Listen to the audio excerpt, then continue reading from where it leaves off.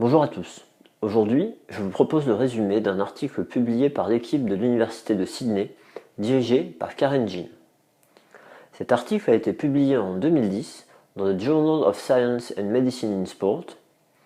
L'auteur principal se nomme Craig Butcher, et le titre de l'article est le suivant: The role of shoulder muscles is task specific. Une manière de le traduire en français pourrait être: le fonctionnement des muscles de l'épaule est dépendant de la tâche à effectuer. Il est généralement accepté que lors des mouvements d'épaule, certains muscles stabilisent l'articulation, pendant que d'autres la mobilisent. Malheureusement, pour les mouvements de rotation de l'épaule, les études antérieures à cet article apportent des conclusions contradictoires sur le rôle joué par les muscles de la coiffe des rotateurs. En lien avec cette problématique, l'objectif principal de l'étude fut d'examiner les schémas de recrutement musculaire normaux pendant une contraction isométrique en rotation à 90 degrés d'abduction et sans fournir d'appui aux membres supérieurs, le tout dans le but de déterminer les rôles fonctionnels spécifiques des muscles thoraco-huméraux, thoraco-scapulaires et scapulo-huméraux au moment de cet effort de rotation. Les auteurs ont également défini un objectif secondaire qui était d'évaluer l'évolution des schémas de recrutement musculaire lorsque la charge augmente.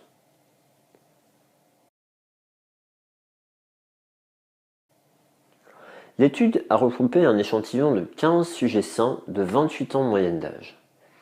Les auteurs ont choisi de ne pas inclure des sujets de 50 ans ou plus afin de diminuer la probabilité qu'un des sujets présente une rupture de coiffe. Après avoir obtenu l'accord d'un comité d'éthique, celui consacré à la recherche sur les humains de l'Université de Sydney, les auteurs ont procédé à la mesure de l'activité électrique des muscles de l'épaule à l'aide d'électrodes de surface ou d'électrodes intramusculaires en fonction des muscles. Le tout en suivant un positionnement correspondant à des recommandations existantes et précédemment publiées. La position des sujets était standardisée. Chacun d'entre eux était assis, l'épaule placée à 90 degrés d'abduction dans le plan de la scapula et le coude fléchi à 90 degrés.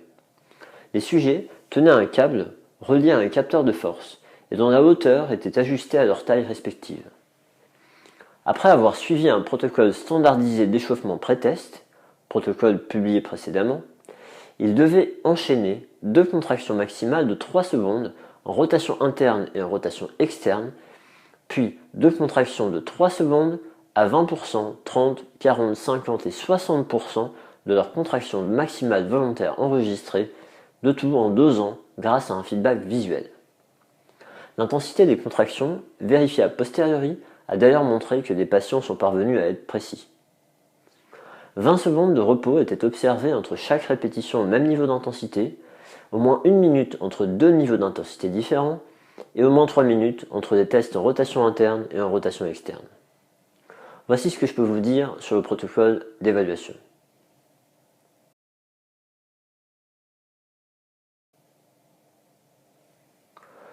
Concernant les résultats, la force moyenne produite par des sujets étudiés était de 95 N en rotation interne et 76 N en rotation externe, soit un ratio de 1,25.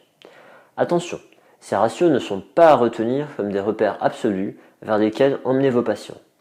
En effet, ils varient de manière importante en fonction de l'activité des personnes. En effet, ils peuvent être très différents pour un individu pratiquant un sport de lancer à haut niveau ou certains métiers très spécifiques. L'analyse statistique a confirmé l'influence de la direction de la rotation sur la contraction des différents muscles. Lors de l'effort de rotation interne, tout d'abord, l'activité du sous-scapulaire était plus forte qu'en rotation externe. L'activité de la portion inférieure du sous-scapulaire était plus forte que celle du supra et de l'infraépineux. Et l'activité de la portion supérieure du sous-scapulaire était plus forte que celle de l'infraépineux. Lors de l'effort de rotation externe maintenant, l'activité du supraépineux, de l'infraépineux, des trapèzes supérieurs, moyens et inférieurs et celle du grand dentelé était plus forte qu'en rotation interne. Et l'activité du supraépineux et de l'infraépineux était plus forte que celle du sous-scapulaire. Ces différences étaient toutes significatives et pour la plupart hautement significatives. Concernant l'objectif secondaire de l'étude, les auteurs ont observé que l'activité de tous les muscles augmente avec la force demandée.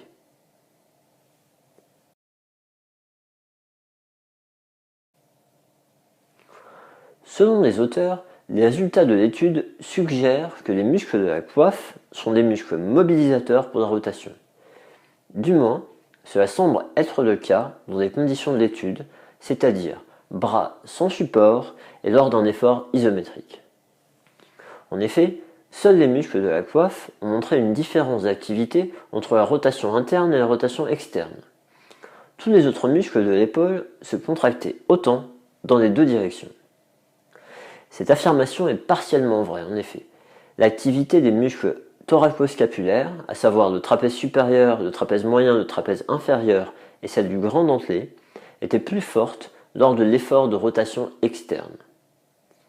Malgré une activité de maintien de la scapula pour la position d'abduction à 90 degrés qui était nécessaire pour la rotation externe comme pour la rotation interne, lors de l'effort de rotation externe, ces muscles semblent en plus devoir contrer la force produite par la coiffe des rotateurs postérieurs et le deltoïde postérieur qui pourrait tirer la scapula en abduction. Il stabiliserait donc la scapula plus fortement en rotation externe pour offrir une base fixe et permettre à la coiffe postérieure de produire la rotation humérale et au deltoïde postérieur de stabiliser la position d'abduction à 90 degrés.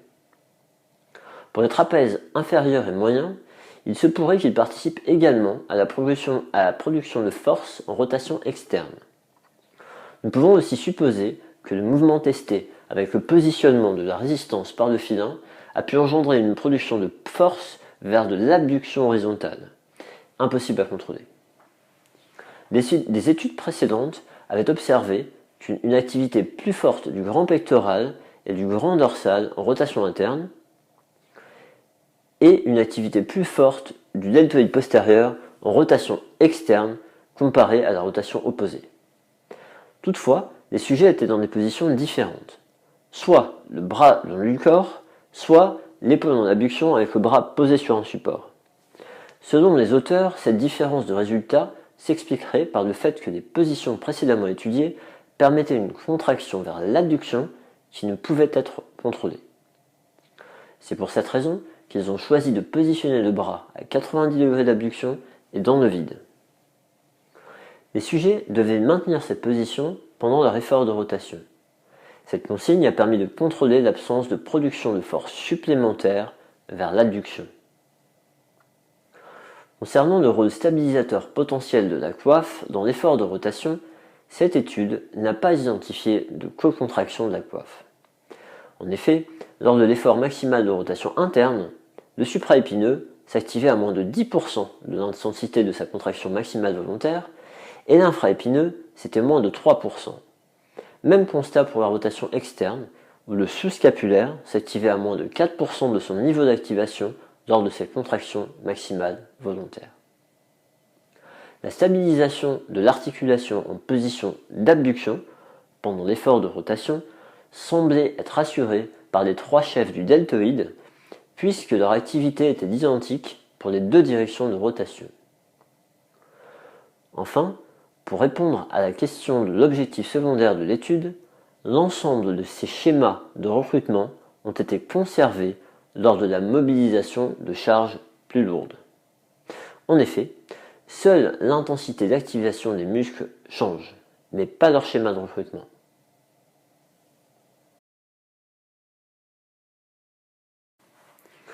Pour conclure leur article, les auteurs proposent des implications cliniques suivantes. La première, pour concevoir nos programmes de rééducation, ils conseillent de prendre en compte l'activité des muscles en fonction du mouvement demandé. La deuxième, nous pouvons recruter les muscles scapulaires à des intensités importantes à l'aide de mouvements de rotation dans des positions fonctionnelles. Et la troisième, pour réentraîner les schémas d'activation musculaire de l'articulation scapulo-humérale, nous pouvons utiliser ces mouvements de rotation dans des positions fonctionnelles avec peu de charge.